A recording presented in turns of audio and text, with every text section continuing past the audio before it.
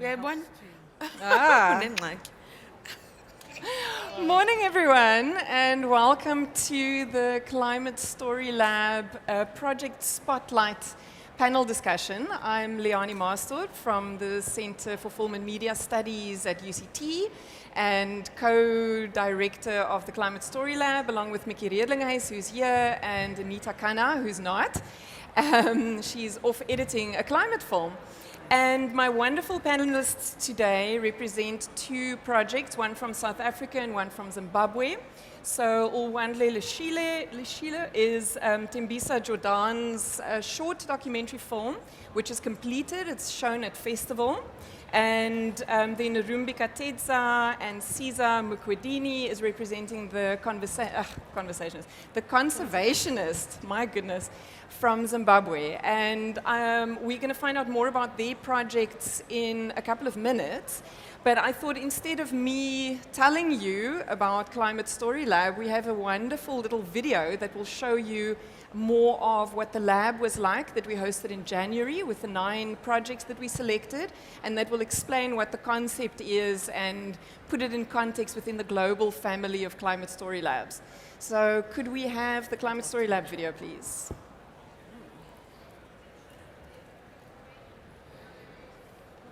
I'm easier watching this better.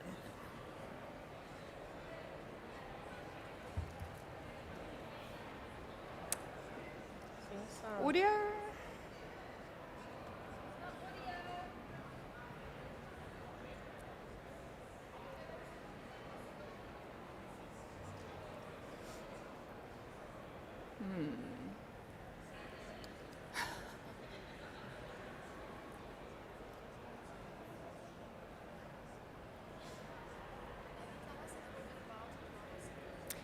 Yes, while we wait for the video to grow audio, we can definitely talk a little bit about Climate Story Lab. Thanks, Mickey, great suggestion. So the Climate Story Lab family is global, and it started in New York, it's been in London, in Amazonia, in India, in Mexico, in Africa, hosted from Kenya, and we hosted the first Southern African edition in January this year. We put out a call for projects that were in late production or post or already finished, because the biggest piece of what we do is to help the creatives to design impact strategies or alternative distribution strategies that are aimed at connecting the message in their film with the right audience and the right supporting interventions to effect measurable change around a topic related to the climate crisis. So we were looking for projects that were really engaging, really entertaining, that audiences would seek out and want to watch. We believe that story and emotion, so in other words, character, is the way to reach audiences' minds, because statistics and bar graphs don't make people change their behavior. It's emotion that does. So we want them to feel something, and that is the purpose of the wonderful creative content that the creatives make. And Climate Story Lab, we're hosting documentary projects today on the stage, but Climate Story Lab spans any creative form of storytelling. At the New York edition, they even had stand-up comedians, there have been novels, there have been fiction pieces, so animation, VR. So in our cohort, we have feature-length and short documentary films, we have VR, a podcast, we have a theater, live theater performances, and they're aimed at different target audiences. So once our video is ready to play, you will see that some of those theater performances are aimed at kids, and some other the other theater performances aimed at sort of high school and university students, the youth. So different target audiences for different content, and that's the basis that we selected them on. So let's try again.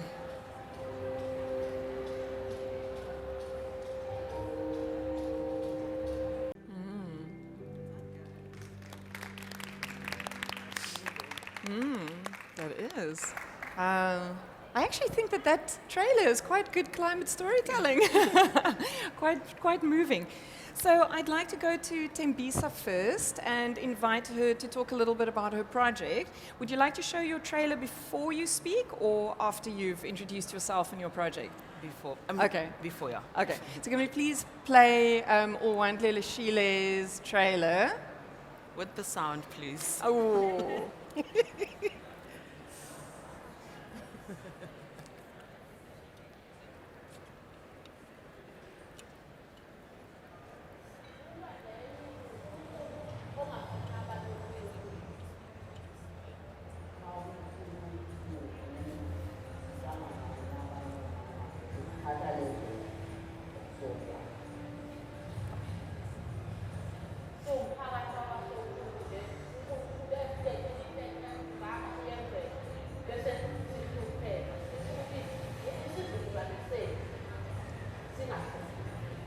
I'm Tembisa Jordaan. I'm a marine scientist, I'm a filmmaker and a chef. And I was trying not to have you say that on my behalf. And the whole purpose of my film as a marine scientist is finding other more impactful mediums of instruction to move people into more inclusive decision making, especially in climate justice. And I felt that the voice of those women really speak out to that because they sit at the face of the impacts of climate change, and yet they don't really feature much in our journal papers, in our films, speaking so passionately about what they do every day to sustain their families. But the way in which they live is exactly why we need to save the environment and protect it. So the whole purpose of it is me just seeing that there's another way to have the impact that we want to have as scientists and as a people. And film was just a very user-friendly medium for me to communicate across the important message about our environment. But not only that, but who exactly it impacts. Because it's one thing to hug a tree, but if you know exactly who that shade is for, then it changes your perspective entirely. And I think the most important thing or message in there is that, you know, how do you change the perspective of African storytelling? How do you change the placement of Africa to the world? By changing the storyteller. You know, if you have more empathy towards your environment, then you're able to translate the messaging of science or any other field of study in a very effective way, and people really relate to that. So I really thought the tool is there for my use, and I wanted to use it well. And I also wanted not to be in the front of the camera. It was very important for me to provide the platform, a dignified platform, for the people who are marginalized to speak out on the environment for themselves. You know, so, I really hope that that's exactly what it translates into even audiences. Yeah, and the film powerfully appeals to different audiences, which is, yeah, It's really... really surprising because it was more of, I don't want to say a hobby, but I really want to say hobby. It was more for me to see that actually it is possible for people to speak out on what they do every day for themselves without me interfering with my science. And then the traction it got really shocked me, from scientists to food security organizations, to kids. Kids really enjoy talking about the environment. One of my nephews is a eco warrior because of that film. He won't take anything with plastic, and he always makes sure that he cleans after himself. So the audiences really shocked me because it was targeted towards mainly academics and professionals, but the way it's been received is also very overwhelming and exciting for me. Yeah, incredible. And it's done well at festival also. Yes, it's done well all over the world. I think we got about close to 12 festivals, 9 of which we got awards for. And it also was, it's showcasing on the Yale 360 Environment website. They bought the film to have it permanently on their website. So I really didn't know, thank you. I'm getting emotional. I really didn't know that it will actually take it that far, but I think more importantly, that it is actually possible to create a platform from the unheard voices in the environment. And that's very, Okay, take over, Lee. Let's give Tembisa a moment, and we can go to Rumbi and Siza. Can we play your trailer for the Conservationist? Well, maybe I can give Yes, some background introduce first. it. Yes, Yeah. absolutely. Go first, and then we'll cue them. Can people hear me? No. No? Am I on? Hello? Yes, no, maybe? If anyone is struggling to hear, are those headphones here today or not? Oh, no. They're not today. Okay. Hi, can you hear me? No, hello, hello, hello, Okay. hello? Can you hear me yet? You'll have We're to getting project a to bit. hear you. Can you hear me now? Yes. Great. Hi, my name's Rumbi. It's really great to see you guys this morning. I'm not a morning person, so it's great to see all these faces here. And I just wanted to give you some background before we show you the video. This story came to me because I just love storytelling. There's not a lot of Zimbabwean stories on the international market that tell stories of empowerment. It's usually a very negative lens that my country is seen through. And so a few years ago, there was this huge international story about this lion named Cecil, who was killed by an American dentist in Zimbabwe. And I was very curious about the whole thing. I mean, who's this lion? Why are we so excited about it? And like the people who are studying Cecil are from the UK. But in that whole story, I found one woman who was part of the project, who is a Zimbabwean woman, who had actually followed Cecil for years. And in that interaction with wildlife, she could see that there were a lot of issues in terms of communities who are left out of discussions that have to do with conservation and wildlife. And I found that there are a lot of issues of human-wildlife conflict happening in nature reserves in Zimbabwe. So after the whole research project with Cecil, this woman named More Angels decided that she would start an organization to help communities who are suffering because of human-wildlife conflict and the encroachment of more human land into natural reserves to find home-based solutions that will benefit them, and also to be a bridge in terms of discussions with national parks. Because when big business comes in, very often the communities are left behind. So we're still in development. We're not as far as Tembisa is, obviously. We're still in development and learning and researching.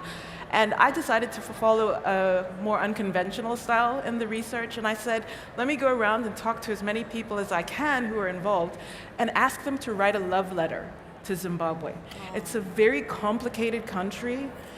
It's so beautiful, but there's so much beauty in it. And I wanted to hear from the people I talked to, what is it that they love about it? And what are the kind of solutions around it? So in this short video, More Angels, who is one of the protagonists, narrates her love story.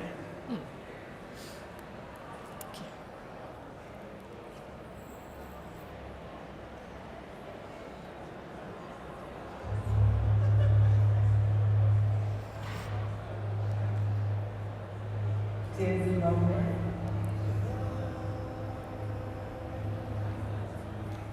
we have gone through so much in the last few decades.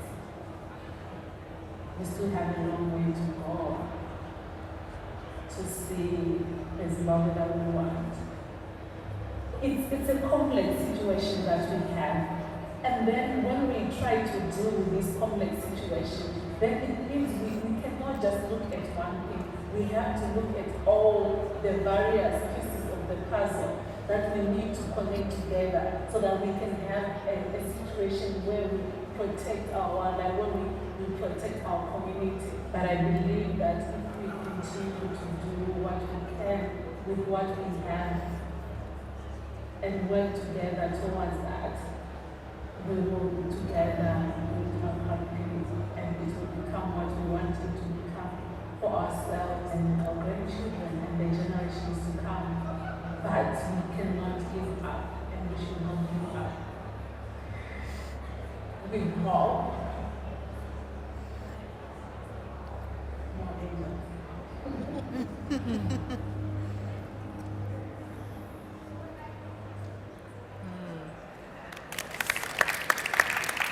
Thank you. So More Angels is just one of the characters, but we are going to be following More Angels, who runs this organization that trains communities in tagging animals and in working out innovative ways of protecting their livestock. And then we'll also follow a community member and one of the animals that they're tracing as well. Yeah. Fantastic. And for us, you know, some people might think, but okay, this is nature conservation. How does this link to the climate crisis? But biodiversity collapse is one of the biggest threats that we face. And so conserving nature and enhancing the interactions and the quality of life of people around areas where there are still wild animals is absolutely critical. Otherwise, those wild spaces become smaller and smaller, and that means a huge impact for us as a species as well. Siza, did you want to add something to the introduction? Not much, but just that my particular interest in the film was that it's about following a woman. We don't really have women who are conservationists. It's mostly a male-dominated and white, Caucasian, male-dominated space. So I think my excitement was to see a young woman, more angels, actually spearheading this, and following through her story would be really exciting for us to just see her. And I'm particularly proud of actually seeing more women. I mean, today it's women, just women in spaces of storytelling, and actually pushing our agendas through that, because it's a really difficult space for women to actually be spearheading storytelling, especially in the climate crisis context. And it's something that I'm particularly proud of, that, you know what, we are here. Yeah. And, you know, this also links up to something that Tembisa was talking about earlier, and that is the perspective that is taken in terms of the storytelling. And so for Climate Story Lab Southern Africa, we were really looking for projects that tell the story of the African experience of climate impacts from Africa. We were looking for African filmmakers, creatives, VR creatives that tell the stories from the inside, because it can be extractive, to use a pun relevant to the climate situation. So let's talk a little bit more about perspective. Tembisa, do you want to jump in and sort of why is it important who tells the story, who the story is about, and how that story is told? So this is a big one for me because it really determines how the audience interprets the messaging in the story. So when you're doing natural history documentaries like myself, it really becomes a more richer film if you understand the people that you're working with and the context from which they come from. So changing the storyteller enriches the story itself, and it really makes the messaging more powerful. And what happens with the characters is something that's amazing, because everyone keeps asking me, why were they so comfortable sharing so much, you know? And it's all, we speak the same language and we relate on a level where they could easily be my mother. That's not to say that everyone needs to have that kind of relationship, but because I'm an African storyteller, they were willing to be vulnerable to me, to open up about things maybe they wouldn't from a storyteller who wouldn't speak their language. So it makes you relate to the character on a deeper level, and they are willing to part with the innermost parts of themselves and trust you with that. So, and another thing that's important with perspective is to do it with integrity. There's a lot of injustice that is done by filmmakers when they tell stories in impoverished locations. The highlight of the discussion becomes more about the poverty than the actual story itself. So the perspective that I come from is that I've also been in that position, I've been in those shoes, and I know exactly how I would treat my mother if I were to tell a story about her.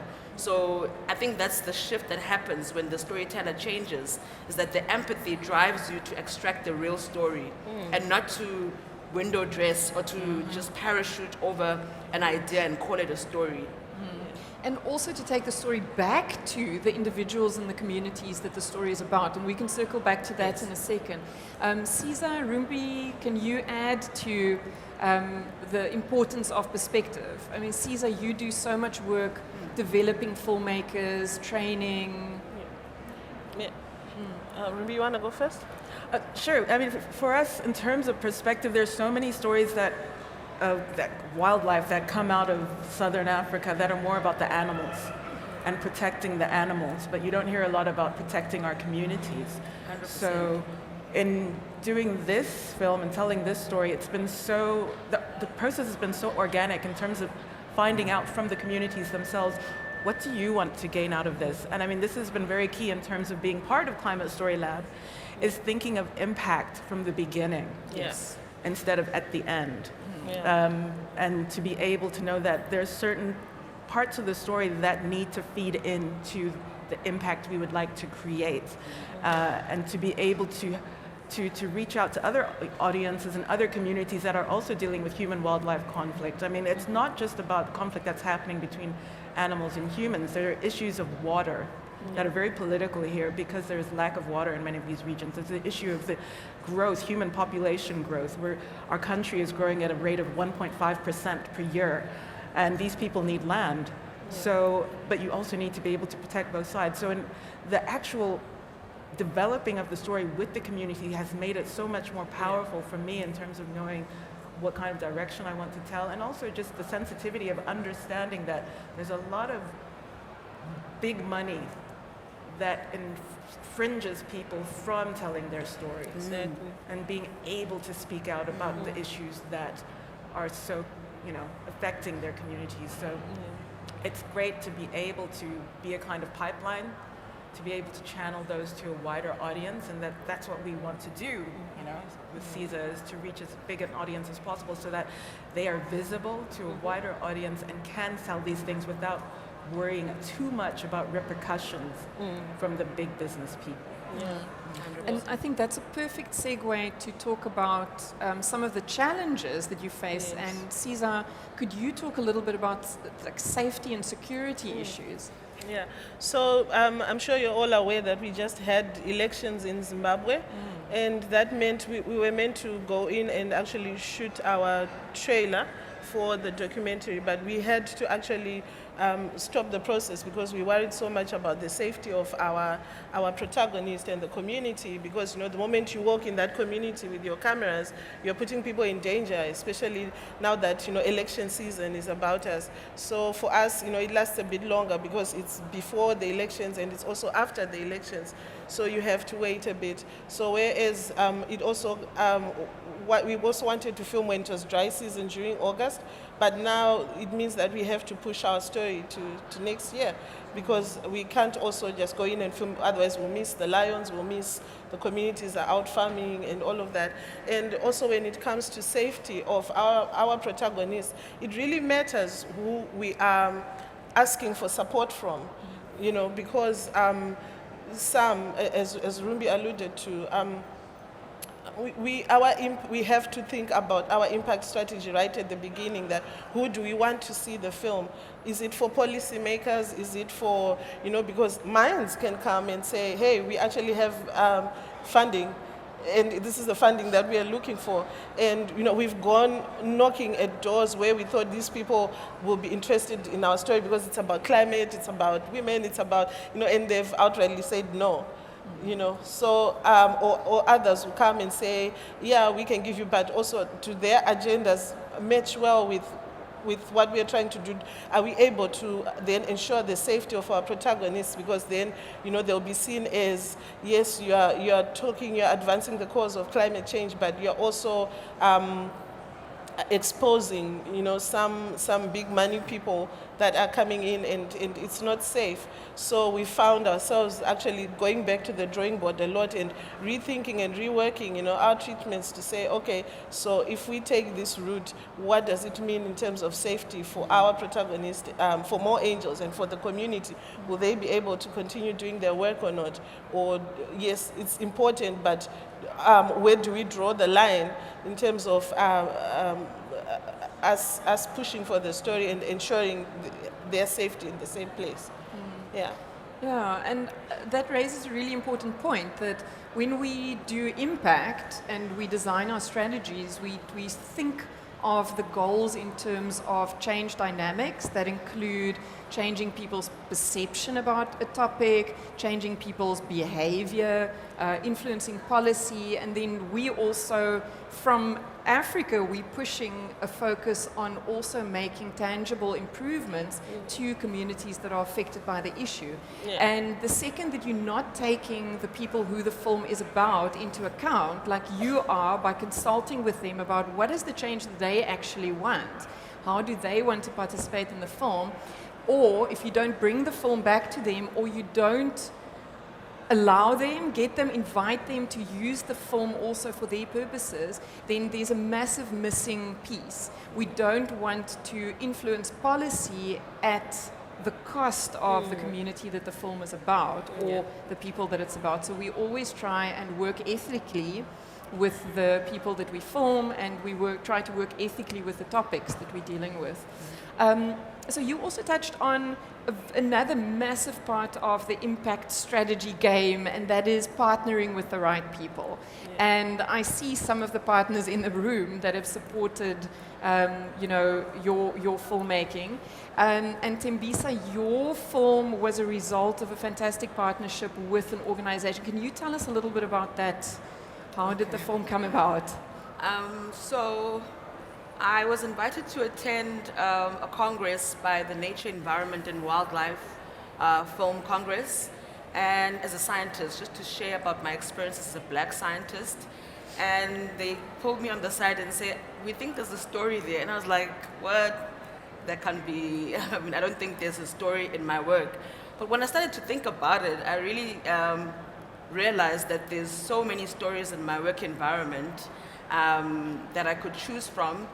And then I entered a competition through NUF and to pitch my film idea, and I was selected as one of the winners and got 50,000 and some support to make my film. Nice. So 15,000 rand. 50,000 Just rand, so not dollars.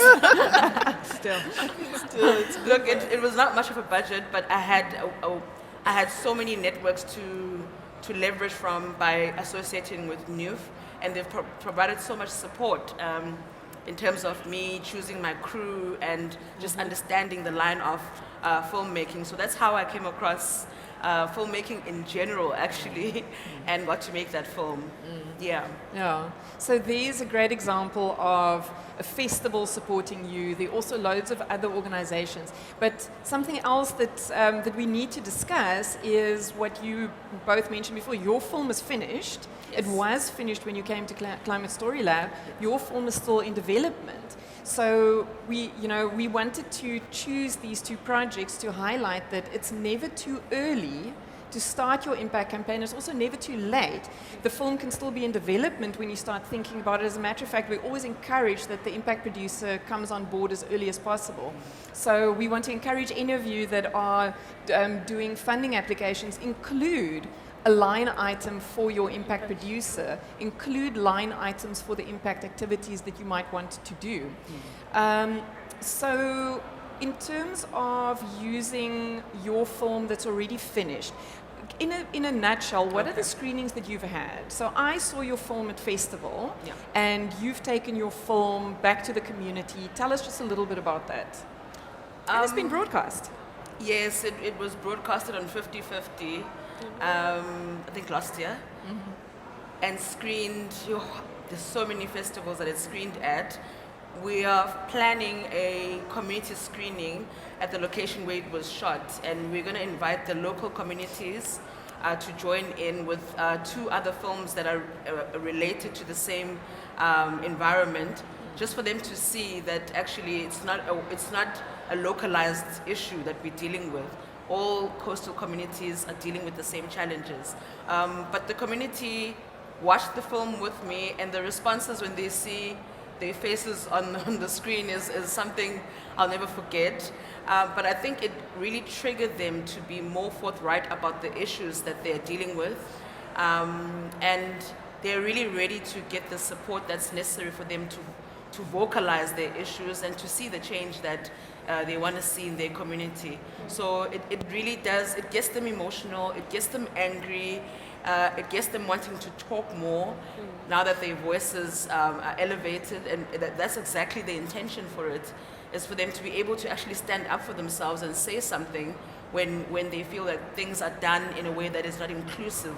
So I've seen people wanting to help more in the academic community, wanting to improve their science, to be more geared towards reporting back to the communities that they do the science in, which is exactly my intention as well, to say, if you're going to go in to do a film or science in a community, at least go back to show them what you found so that they can prepare themselves if there's something in the environment that needs support, or just to empower them with more information.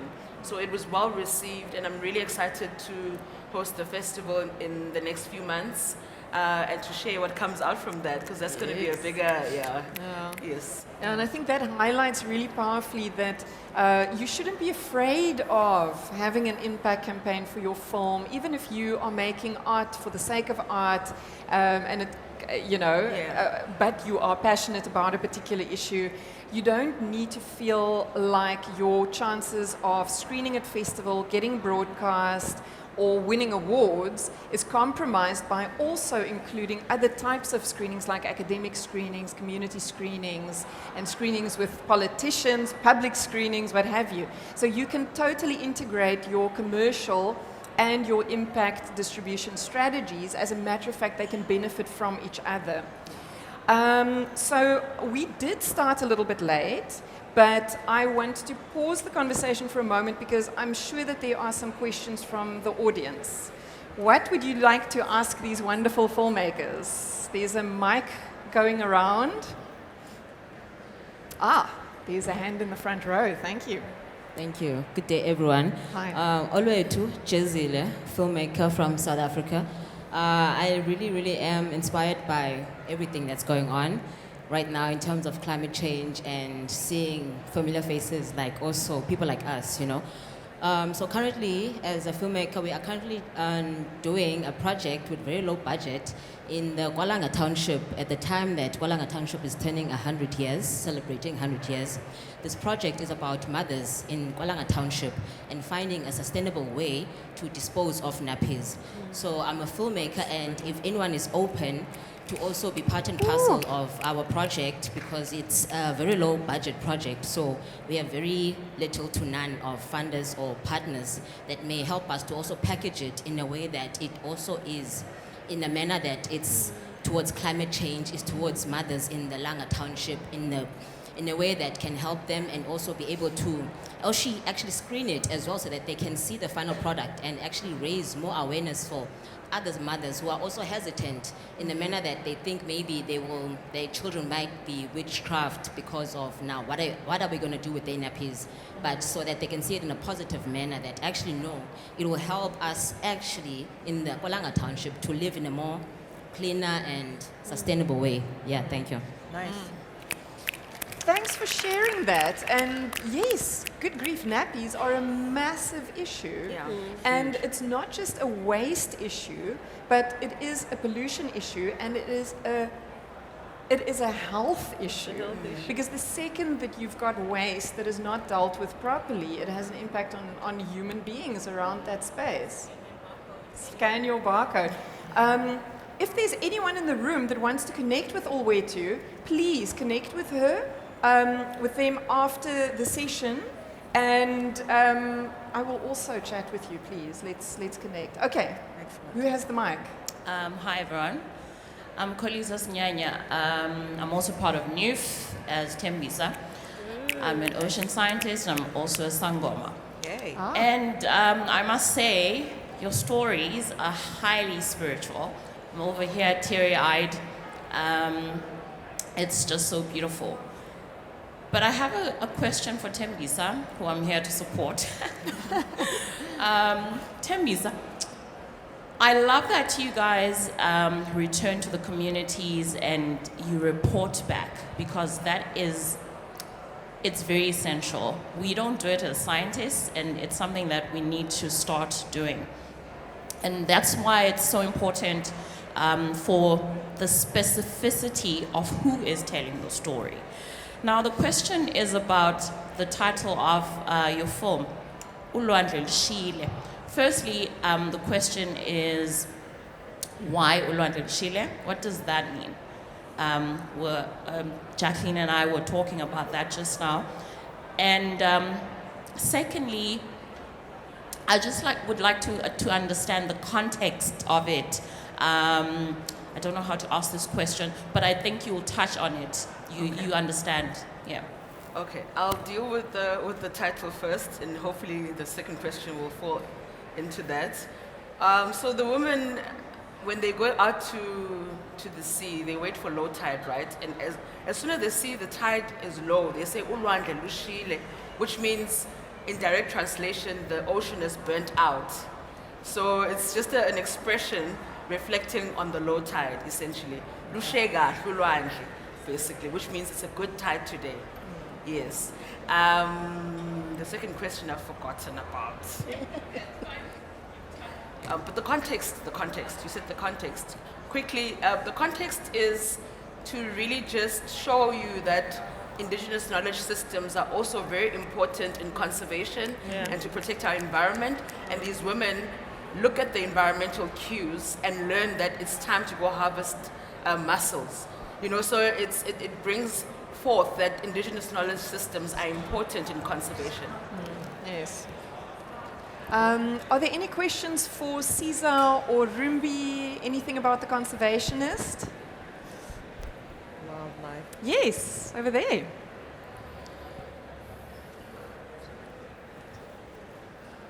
Thanks to the mic runners, doing a great job. Hi there, I'm Lorian, I'm a video editor.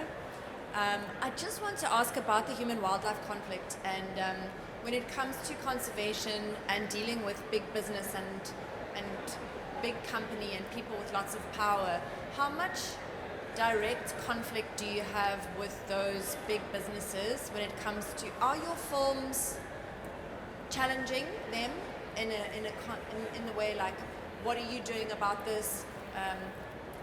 The fracking idea comes to my mind, where Shell was coming and I saw something on the screen about the kiffness, but how much direct conflict do you have with big business or large industry? Yeah, thanks. Thanks for that question.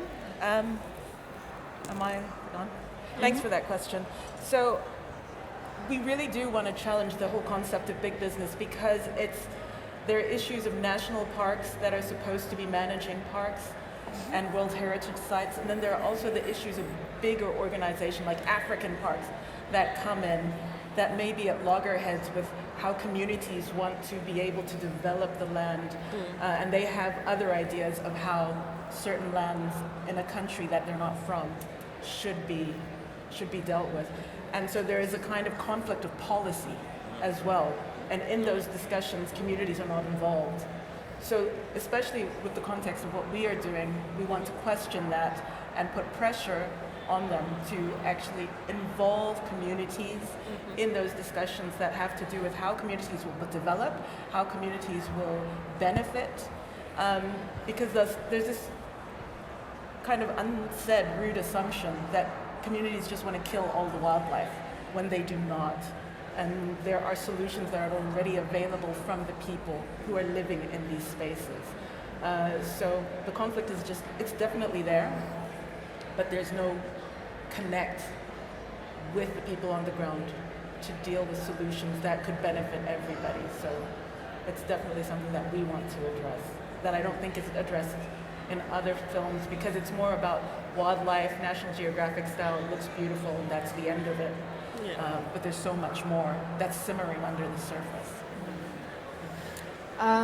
Sadly, we are going to have to wrap up there. Our session started a little bit late, but we are ending less late, so we don't want the knock-on effect to make the rest of the day uncomfortable for the next set of speakers. Thank you so much to everyone who came. If you want to connect with the filmmakers, I was going to pose a final question to ask them what it is. Actually, let's do that in 10 seconds. What is the thing that you need right now to take the next step with your project? Siza.